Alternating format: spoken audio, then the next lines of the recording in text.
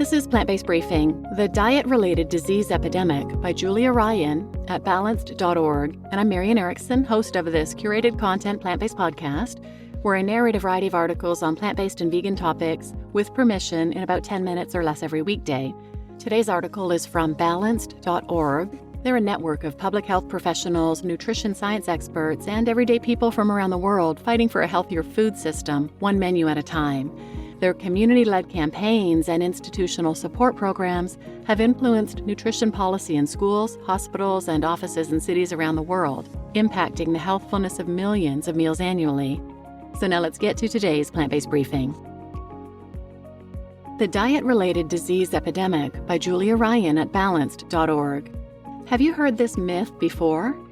Diet-related illnesses like cardiovascular disease, diabetes, and obesity mostly result from individuals' choices. The food environment has little bearing on a person's diet.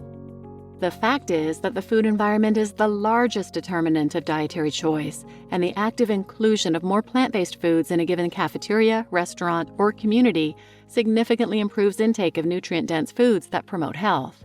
The American industrial food environment as we know it is driven by food and agriculture industries that prioritize profits over health. This means that people's nutritional needs are often not reflected in the options provided, and as long as profits are prioritized, unhealthy food environments will remain.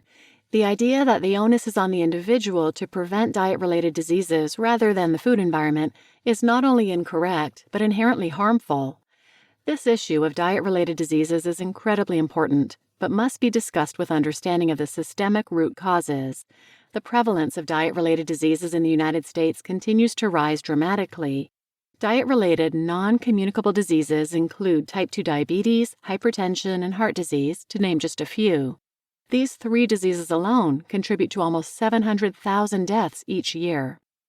The undue influence of the food industry on diet begins in childhood. Many children and teens are exposed to aggressive food marketing through television, social media, online gaming, and websites.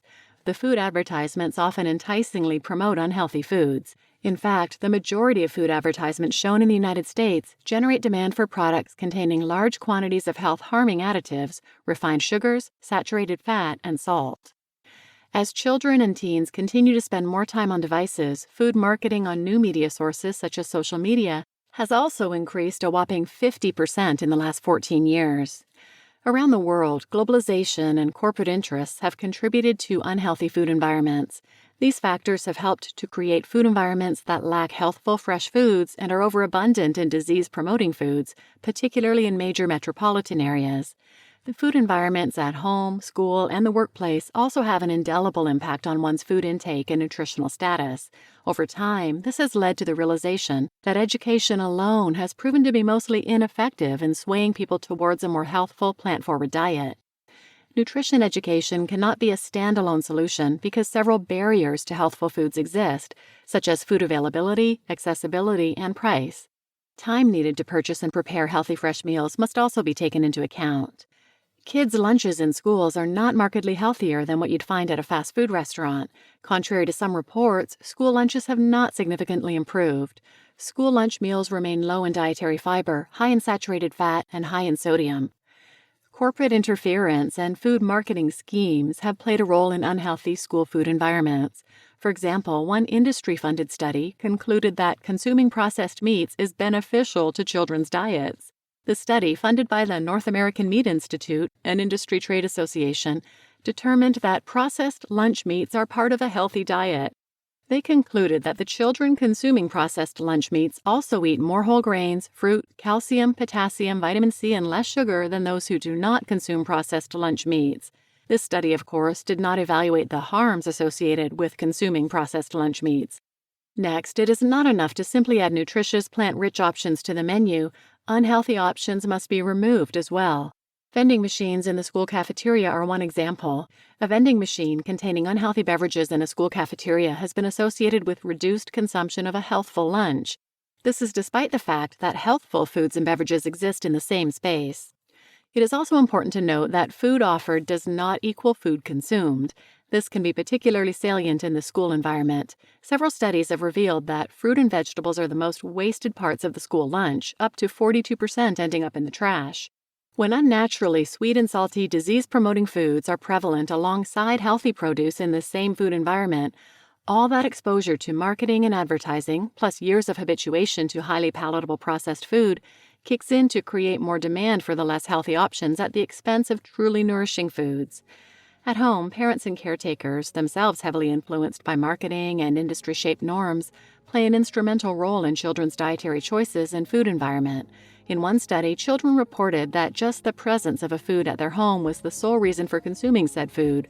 In fact, many children state that they eat whatever's available without further reason. While we continue to spend most of our time at home, the food industry continues to interfere with healthy eating habits.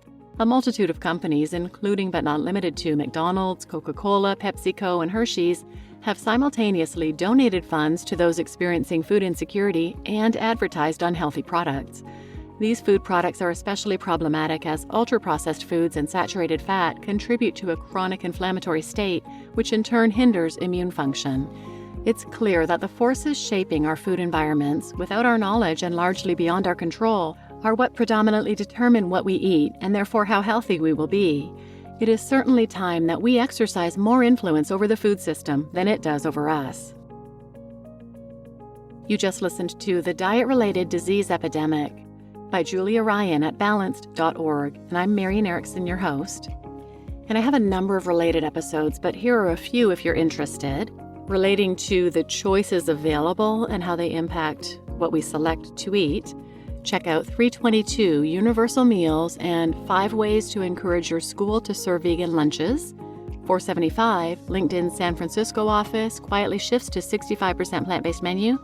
546, What to Consider When Asking Institutions to Shift How They Serve Food. And 591, Colleges Reduce Emissions by Offering Plant-Based Options by Default. And another one not relating to the food environment as much as the fact that the choices we make for the highly processed foods are biological, not necessarily just a simple choice that we make. So check out 485, Breaking Free of the Dietary Pleasure Trap. And I'll link those in the show notes. Please share this episode with anyone who might benefit, and thanks for listening.